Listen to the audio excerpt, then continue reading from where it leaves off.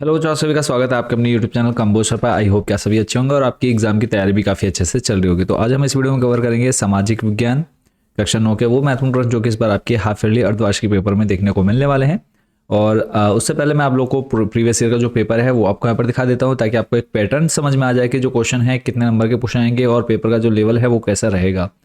तो अगर हम बात करें प्रीवियस ईयर पेपर, देखो 2023-24 का पेपर है। ये पेपर भी प्रीवियस ईयर के, अगर आपको पेपर 3 से 4 साल के प्रीवियस ईयर के पेपर चाहिए वो भी आपको फ्री ऑफ कॉस्ट मिल जाएंगे। ठीक है, वो कहाँ मिलेंगे वो मैं भी आपको बता दूंगा डिटेल में, बट आप लोग को मेन जो है आपको तैयारी अच्छे से करनी है। अब आप देख रहे हैं एमसीक्यूज आएंगे, टोटल 8 नंबर के आपके वैकल्पिक प्रश्न पूछे जाएंगे। ये सारे जितने भी आपके वैकल्पिक इंपॉर्टेंट क्वेश्चन रहेंगे वो हमने इस पीडीएफ में कवर कर दिए हैं। यहाँ पे आप देखेंगे सारे जो इंपॉर्टेंट क्वेश्चन है आपके वैकल्पिक वो यहाँ पर रहेंगे। फिर चलेंगे आपको लेकर के पेपर नेक्स्ट क्वेश्चन टाइप जो है।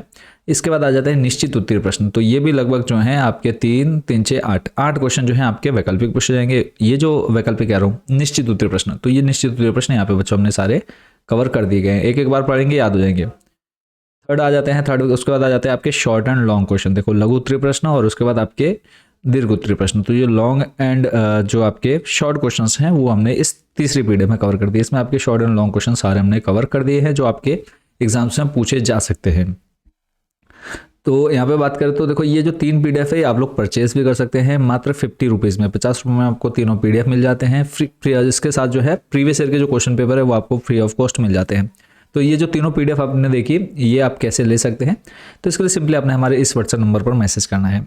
इस नंबर पर आप मैसेज करेंगे, आपने अपनी क्लास, सब्जेक्ट और मीडियम बताना है। इतना बता दें हम आपको एक क्यूआर कोड सेंड कर देंगे, उस पर आप जैसे ही पेमेंट करेंगे पीडीएफ डायरेक्टली आपके व्हाट्सएप नंबर पर भेज दी जाएगी। तो ये हो गई बात इन तीनों पीडीएफ को लेने की। अब प्रीवियस ईयर के पेपर आपको कहाँ मिलेंगे, ये जो है आपको फ्री ऑफ कॉस्ट मिल जाएंगे। इसके लिए गूगल पे जाना है, सर्च करना है आपने Kamboj sir. Kamboj sir search कर दिया, आपके सामने हमारी जो ऑफिशियल वेबसाइट है वो आ जाती है। कंबोज सर होम पर क्लिक करना है, थोड़ा सा नीचे आना है, यहाँ पे आपको ऑप्शन मिल जाएगा half yearly paper 9th to 12th। इस पर क्लिक करेंगे, देखो आपके सामने 9th अर्धवार्षिक पेपर और इधर वार्षिक पेपर। तो फिलहाल अभी हम अर्धवार्षिक की बात करेंगे। जैसे आप अर्धवार्षिक पर क्लिक करेंगे यहाँ पे आपको सभी ईयर जो प्रीवियस ईयर्स के पेपर है वो आपको यहाँ पर फ्री ऑफ कॉस्ट डाउनलोड करने के लिए मिल जाते हैं। अभी जैसे अभी हमने पेपर जो ओपन किया ये आपके सामने क्लिक करेंगे ओपन हो जाएगा। इसको आप इजीली डाउनलोड कर सकते हैं। इतना क्लियर हो गया तो अब बात कर लेते हैं इंपॉर्टेंट क्वेश्चंस की। जो बच्चे बहुत अच्छा स्कोर करना चाहते हैं अपने 9th क्लास में तो आप इन पीडीएफ को परचेज कर सकते हैं। अदरवाइज आप जितने क्वेश्चन यहाँ पे आपको बताए जाएंगे इनको आप अच्छे से तैयार करके एग्जाम दे सकते हैं। तो पहला जो यहाँ पे प्रश्न है आपका, फ्रांस की क्रांति के परिणाम लिखिए। फ्रांस की जो क्रांति हुई कब हुई, 1789 में। यहाँ से एक नंबर आपको 100% जो है आपके एग्जाम में पूछा जाएगा, तो इसको आपने अच्छे से याद कर लेना है। और हम जो सॉल्यूशन है या फिर इनके आंसर्स है उस पर हम डिटेल में चर्चा नहीं करेंगे क्योंकि कम समय में हमें आपको इंपॉर्टेंट क्वेश्चंस प्रोवाइड कराने हैं। बाकी अगर कोई क्वेश्चन आपको स्पेशली पूछना तो आप लोग कमेंट सेक्शन में जरूर पूछ सकते हैं। नेक्स्ट क्वेश्चन है, फ्रांस की क्रांति के कारणों का वर्णन कीजिए, यानी क्या कारण रहे फ्रांस की क्रांति होने के। तो इसमें देखो पॉइंट बाय पॉइंट आपको बनाकर लिखने हैं। जैसे कि पहला आप देख रहे हैं राजनीतिक कारण हो गया, उसके बाद फिर चलेंगे आपको लेकर के नेक्स्ट जो रीजन रहा सामाजिक कारण, आर्थिक कारण, फिर है दार्शनिकों तथा लेखकों के विचारों का प्रभाव, तात्कालिक कारण। नेक्स्ट है रूस की साम्यवादी क्रांति 1917 ईस्वी के कारणों पर प्रकाश डालिए, यानी फिर जो रूस में साम्यवादी क्रांति हुई उसके क्या कारण रहे उसके बारे में भी आपको पूरा डिटेल में बताना है। तो यहाँ पे भी आपको पॉइंट बना करके लिखने। जैसे पहला है साम्यवादी विचारधारा का प्रभाव, उसके बाद फिर है दूसरा 1905 ईस्वी की क्रांति का प्रभाव, फिर आ जाता है उसके बाद रूस में बौद्धिक क्रांति, फिर उसके बाद नेक्स्ट है, यहाँ पर मैं थोड़ा सा छोटा कर देता हूँ ताकि आंसर जो है आप लोग इजीली पढ़ पाएं।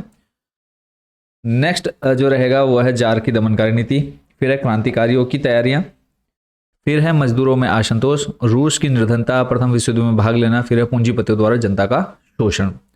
तो ये जो 9 पॉइंट है 9 में से मिनिमम जो है आप लोग को 5 अच्छे से याद कर लेने हैं। ठीक है, तो मिनिमम जो है 5 आपको याद करके जाने हैं। चलेंगे नेक्स्ट क्वेश्चन पर, नाथसीवाद से आप क्या समझते हैं, या फिर नाथसी पार्टी का कार्यक्रम लिखिए। तो इसका आंसर आप लोग देख सकते हैं यहाँ पर कि नाथसीवाद एक उग्र तानाशाही आंदोलन था जो एडोल्फ हिटलर के नेतृत्व में जर्मनी में चलाया गया था। इसका स्वरूप फांसीवाद से अधिक भयंकर था। इस आंदोलन के बल पर ही हिटलर सन 1930 में जर्मनी का तानाशाह बना था। नाथसी पार्टी का कार्यक्रम इस प्रकार था। तो इसको आपने देखना है, वर्साई की संधि का अंत करना, जर्मनी से अलग हुए उपनिवेशों को पुनः प्राप्त करना, जर्मनी की सैनिक शक्ति का विस्तार करना, साम्यवादियों, समाजवादियों और यहूदियों को कुचलना, देश की जनता का पूरी तरह जर्मनीकरण करना तथा विदेशी हस्तक्षेप समाप्त करना, महान जर्मन साम्राज्य का निर्माण करना। नेक्स्ट देखते हैं, वाइमर गणराज्य के सामने क्या समस्याएं थी।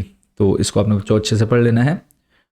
ये रीज़न जो है आपके यहाँ पर दे रखे हैं, क्या क्या समस्या थी। तो ये हो गया आपकी हिस्ट्री के। अब कुछ क्वेश्चंस हम आपको इसी एसएसटी के जो अदर सब्जेक्ट्स हैं उस पर लेके चलेंगे। तो भूगोल पर आ जाते हैं हम। भूगोल का जो पहला क्वेश्चन रहेगा वो है, भारत की स्थिति एवं विस्तार की मुख्य विशेषताओं का उल्लेख कीजिए।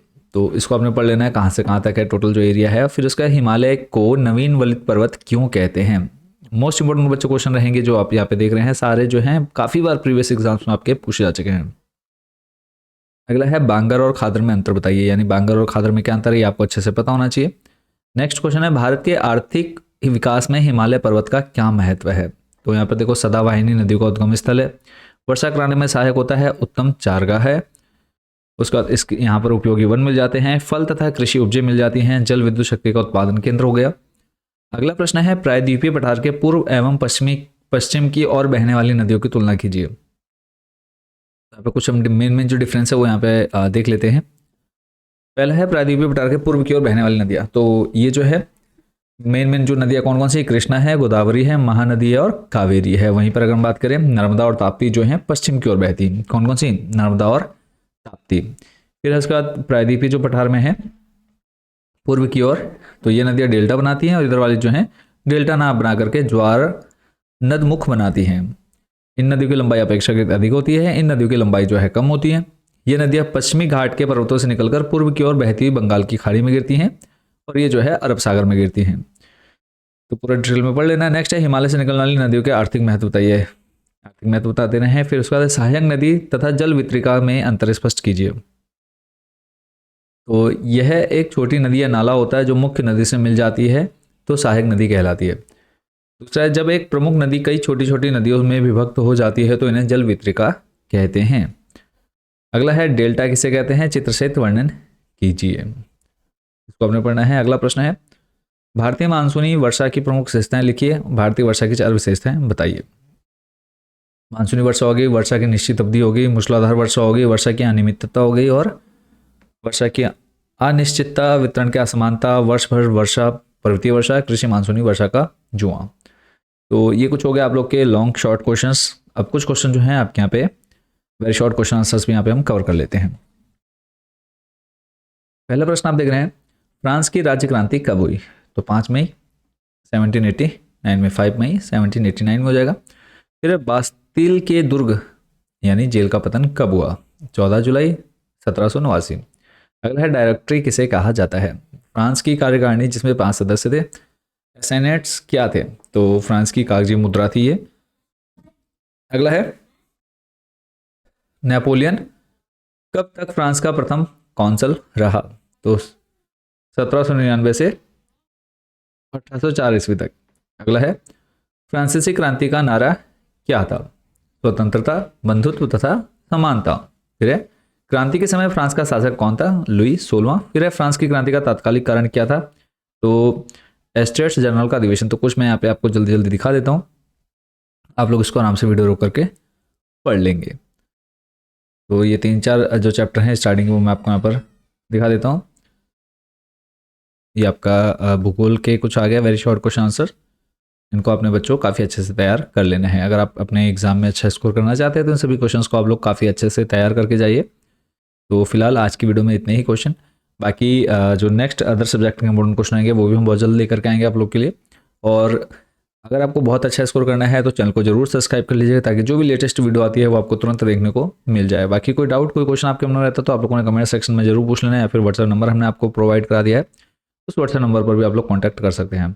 PDF कैसे लेनी है, तो इस नंबर पर आपने मैसेज करना है। मात्र 50 रुपये में आपको तीनों PDF देखने को मिल जाती है। तो मिलेंगे बहुत जल्द नेक्स्ट वीडियो में अदर सब्जेक्ट के इंपॉर्टेंट क्वेश्चन के साथ। Thank you so much for watching this video.